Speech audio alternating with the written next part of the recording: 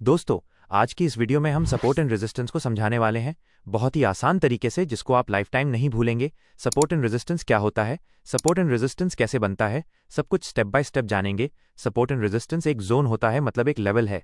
Support का मतलब है कि जहां पर बायर्स बैठे हैं, मतलब खरीदने वाले जिस प्राइस पर बैठे हैं वहीं सपोर्ट लेवल होता है। जब प्राइस गिर रहा है तो इसका मतलब हमें कम कीमत पर मिल रहा है। जब भी किसी एसेट्स को खरीदा जाता है तो मार्केट में उसकी लिमिटेड सप्लाई होती है, चाहे किसी कंपनी का शेयर हो या गोल्ड हो या कोई अदर एसेट, सबकी लिमिटेड सप्लाई होती है। सिंपली यहाँ पर डिमांड एंड सप्लाई प्रिंसिपल काम करता है। जब प्राइस इन लेवल पर आता है तो बाइंग की जाती है, जिस कारण डिमांड बढ़ जाती है। हर कोई खरीद रहा है क्योंकि प्राइस नीचे गिरा है, जिससे डिमांड बढ़ गई है और सप्लाई कम हो गई। इस वजह से प्राइस तेजी से ऊपर जाता है।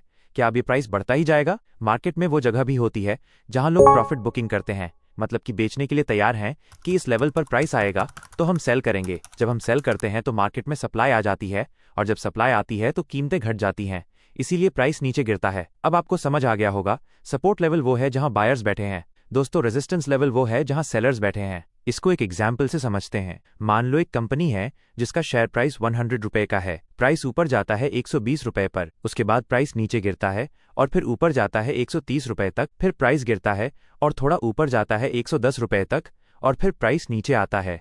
उसके बाद प्राइस ऊपर की तरफ मूव करता हुआ 115 रुपए तक जाता है। आपने नोटिस किया कि प्राइस जब भी नीचे आता है तो 100 रुपए से नीचे नहीं गया, तो यहाँ पर 100 रुपए के प्राइस पर मार्केट बार बार सपोर्ट ले रहा है, मतलब इस प्राइस से नीचे नहीं जा रहा। मार्केट इस प्राइस के पास आता है, फिर ऊपर चला जाता है, मतलब प्राइस जिस लेवल से बार बार टकराकर ऊपर जाए तो उसी लेवल को हम सपोर्ट बोलते हैं। मतलब इस लेवल पर बायर्स बैठे हैं जो इस प्राइस पर बाइंग करने के लिए तैयार हैं। अब दूसरे एग्जाम्पल से समझते हैं। जब आप चार्ट देखेंगे तो प्राइस इस तरह से मूव करता हुआ दिखेगा। यहाँ देखिए, प्राइस बार बार 100 रुपए से टकराकर नीचे आ रहा है और प्राइस जहां से रिवर्सल ले रहा है, मतलब जहां से बार बार नीचे गिर रहा है, क्योंकि यहाँ सेलर्स तैयार है बेचने के लिए। यही रेजिस्टेंस होता है। दोस्तों, बहुत बार चार्ट पर आपने देखा होगा कि प्राइस इस तरह से मूव करता हुआ दिखता है। आपको पहले 2 लो पॉइंट आइडेंटिफाई करना है। जब ये आप पहचान लें तब आप इन दोनों लो पॉइंट को टच करती हुई एक लाइन लगाएं और इसे आगे तक लेकर जाएं। इसी तरह से हम 2 हाई पॉइंट को पहचान कर एक लाइन लगाएंगे। अब यहाँ देखिए, ये लाइन हमारा सपोर्ट एरिया हो गया जहां से प्राइस बार बार टकराकर ऊपर जा रहा है, और ये रेजिस्टेंस एरिया हो गया जहां से प्राइस बार बार नीचे गिर रहा है। दोस्तों, सपोर्ट और रेजिस्टेंस को मार्क करने का मतलब है कि प्राइस यहां इस लेवल से रिवर्स ले सकता है। सबसे इंपॉर्टेंट पॉइंट, जब भी आप सपोर्ट एंड रेजिस्टेंस मार्क करें तब लाइन की जगह लेवल मार्क करें इस तरह से, जिससे गलतियां कम होंगी। आपने बहुत बार देखा होगा कि प्राइस इस लेवल पर आता है और तेजी से नीचे गिरने लगता है। रिटेल ट्रेडर्स को लगता है कि प्राइस अब इस सपोर्ट लाइन को ब्रेक कर दिया है, अब प्राइस नीचे गिरेगा। रिटेल ट्रेडर्स इस जगह शॉर्ट एंट्री करके बैठ जाते हैं, लेकिन प्राइस तेजी से ऊपर मूव कर जाता है इस तरह से, और हम गलत ट्रेड में एंटर होने से हम लॉस कर बैठते हैं। इसलिए मैं कहता हूं कि सपोर्ट एंड रेजिस्टेंस को लाइन से नहीं, लेवल बनाकर मार्क करो, जिससे लॉस के चांसेस कम हो जाएंगे। दोस्तों, आपने इस तरह से भी चार्ट बनते देखा होगा, इसलिए हम सपोर्ट एंड रेजिस्टेंस को एक लेवल में मार्क करते हैं। जरूरी नहीं कि प्राइस उसी सपोर्ट या रेजिस्टेंस पॉइंट पर ही आए जहां आपने लाइन मार्क की, इसलिए लेवल लगाकर सपोर्ट एंड रेजिस्टेंस को मार्क करना चाहिए। एक बहुत ही इंपॉर्टेंट पॉइंट, जब प्राइस इस सपोर्ट लेवल पर हो और प्राइस इस सपोर्ट लेवल से रिवर्सल ले या ब्रेकडाउन करे, तब हमें तुरंत ट्रेड एंट्री नहीं लेनी चाहिए, क्योंकि इससे अभी कॉन्फर्मेशन नहीं मिली है कि प्राइस किस तरफ जाएगा। ये कॉन्फर्मेशन हमें नेक्स्ट कैंडल से मिलेगी। जब नेक्स्ट कैंडल हमें कॉन्फर्मेशन दे बुलिश या बेरिश, उसके बाद ही एंट्री लेनी चाहिए। दोस्तों, आपने चार्ट इस तरह से देखा, ये मार्केट का एक ट्रेंड है जिसको हम अप ट्रेंड बोलते हैं, मतलब मार्केट अब ऊपर जाने वाला है। अब नेक्स्ट समझते हैं। अगर इस तरह से प्राइस मूव करता हुआ नीचे जाए तो हम इन दोनों लो पॉइंट्स को टच करता हुआ लेवल मार्क करेंगे, जो हमारे लिए सपोर्ट का काम करेगा। ऊपर की तरफ के दोनों पॉइंट्स को भी मिलाकर एक लेवल मार्क करेंगे, तो ये हमारा रेजिस्टेंस हो गया।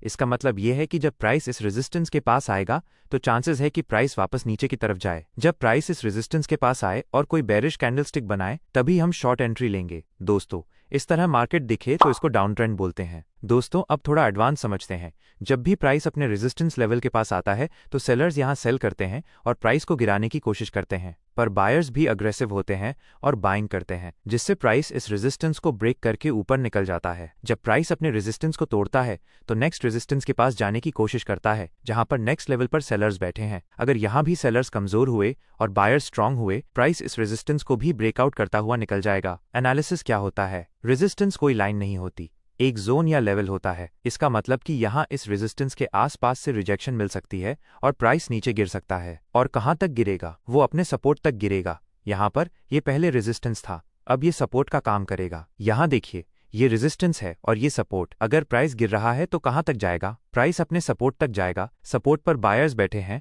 जो प्राइस को ऊपर ले जाने की कोशिश करेंगे, पर अगर फिर भी प्राइस गिर गया तो मतलब सेलर्स हावी हो गए हैं, सेलर्स बेचकर निकलना चाहते हैं, तो प्राइस अपने सपोर्ट 1 से सपोर्ट 2 तक जाएगा। अगर यहाँ प्राइस को बायर्स सपोर्ट कर देते तो प्राइस ऊपर जाएगा, नहीं तो इस सपोर्ट 2 को भी ब्रेक करके प्राइस नीचे चला जाएगा, हो सकता है सपोर्ट 3 तक भी जाए। अगर प्राइस इस सपोर्ट से रिवर्सल लेता है तो अब ये सपोर्ट इसके लिए रेजिस्टेंस का काम करेगा। अभी तक हमने समझा कि सपोर्ट एंड रेजिस्टेंस क्या होता है और अप ट्रेंड और डाउन ट्रेंड में सपोर्ट एंड रेजिस्टेंस कैसे बनता है। आपने बहुत बार इस तरह से मार्केट मूव करती हुई देखी होगी। ये साइडवेज मार्केट होती है, इसमें ये इसका सपोर्ट लेवल है जो प्राइस को नीचे गिरने से रोक रहा है और इसका रेजिस्टेंस लेवल है जो प्राइस को ऊपर नहीं जाने दे रहा। इस तरह की मार्केट में बायर्स और सेलर्स में इंडिसीजन की स्थिति होती है, मतलब बायर्स और सेलर्स में कंफ्यूजन, या इसको ऐसे भी समझ सकते हैं कि बायर्स और सेलर्स की स्ट्रेंथ बराबर है। इस तरह की मार्केट से हमें दूर रहना चाहिए, हमें वेट करना चाहिए ब्रेकआउट या ब्रेकडाउन का, उसके बाद ही एंट्री प्लान करना चाहिए। दोस्तों, आगे बढ़ने से पहले वीडियो को लाइक और चैनल को सब्सक्राइब जरूर करें, जिससे हमें मोटिवेशन मिलता है। अब सपोर्ट एंड रेजिस्टेंस को चार्ट पर कैसे अप्लाई करना है ये समझते हैं। ये निफ्टी का 18 नवंबर का चार्ट है 3 मिनट टाइम फ्रेम का। सपोर्ट एंड रेजिस्टेंस लगाने से पहले हमें लास्ट स्विंग चाहिए। स्विंग का मतलब जहां से प्राइस बदल गया, प्राइस गिर रहा था ऊपर चला गया और प्राइस ऊपर जा रहा था नीचे गिर गया, यही स्विंग होता है। अब हमें लास्ट स्विंग चार्ट पर ढूंढना है। चार्ट को अगर देखें, यहां से प्राइस गिरा और ऊपर चला गया तो ये हमारा लास्ट स्विंग होगा। यहां पर हम एक हॉरिजॉन्टल लाइन लगाएंगे। ये हॉरिजॉन्टल लाइन अब सपोर्ट हो गया। यहां प्राइस गिरा पर बायर्स ने प्राइस को यहां से गिरने नहीं दिया और प्राइस ऊपर चला गया। सपोर्ट क्या है? जहां बायर्स होते हैं, इसलिए ये सपोर्ट लेवल है। अब इस सपोर्ट लाइन को लेवल की तरह लगाएंगे। हमने पहले भी बताया कि सपोर्ट एंड रेजिस्टेंस एक जोन या लेवल होता है। जब भी प्राइस इस जोन के पास आएगा तो रिवर्सल ले सकता है। अब रेजिस्टेंस मार्क करेंगे।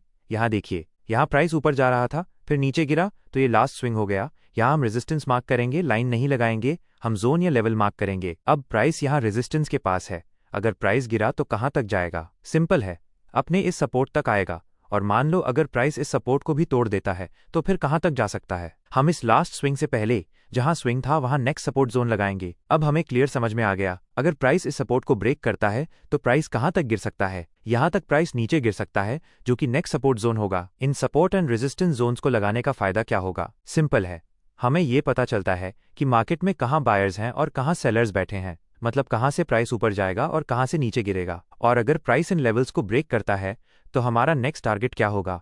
ये सब हमें सपोर्ट एंड रेजिस्टेंस से समझ आ जाता है, जिससे हमारी ट्रेडिंग आसान हो जाती है और रिस्क कम हो जाता है। दोस्तों, चार्ट पर अच्छे से प्रैक्टिस करें और कोई कंफ्यूजन हो या कुछ पूछना हो तो मुझे कमेंट्स में मैसेज करो, मैं आपके हर मैसेज का रिप्लाई करूंगा।